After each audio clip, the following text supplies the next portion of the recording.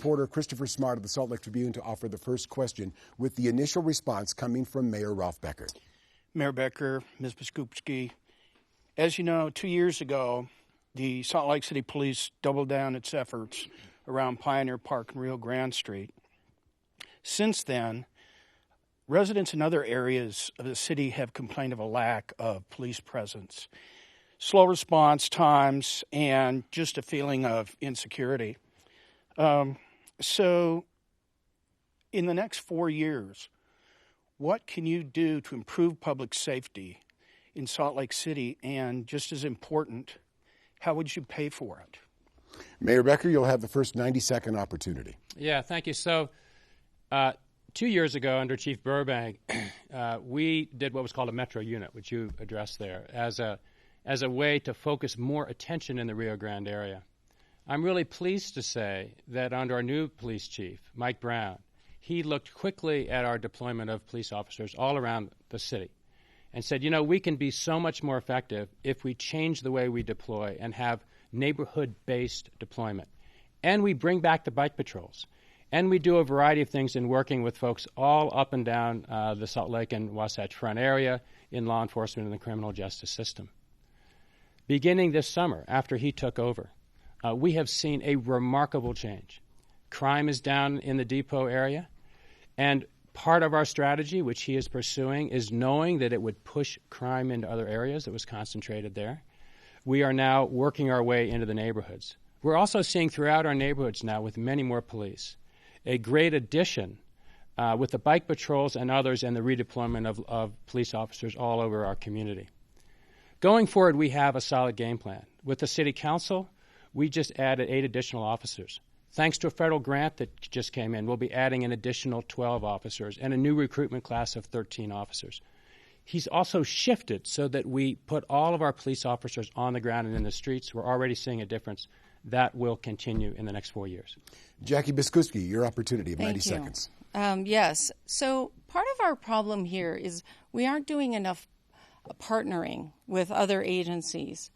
The criminal activity down by Pioneer Park is heavily related to drug trafficking, and it really requires a collaborative effort with other major law enforcement agencies in this valley and utilizing those narcotic units to bring in a concerted effort to get to the core of where those drugs are coming from to begin with and cut off the chain there, and not just keep arresting those who are down there dealing, but really getting to the source. Once we do that, we won't be continuing to pull cops out of our neighborhoods to do crackdown after crackdown. We know it's not working. We've got to be much more strategic in how we are implementing our attack on the drug trade in our city. We also know that there are additional officers that have been hired on to help with our efforts in the city, and we need to continue to look at our policing model to make sure that we are being as effective as we can be. We definitely have a great law enforcement agency, there's no doubt, but there are limited resources that are really hinging on how successful they can be, and we have to supply them with their needs, financial needs and other. In rebuttal time, let me refocus this question, because Chris was really striking at this notion of what about the rest of the city? A lot of focus on Pioneer Park and the Depot District, but what about the rest of the city? So, Mayor, as you speak to the rest of the city for the next 4 years, what would you tell them?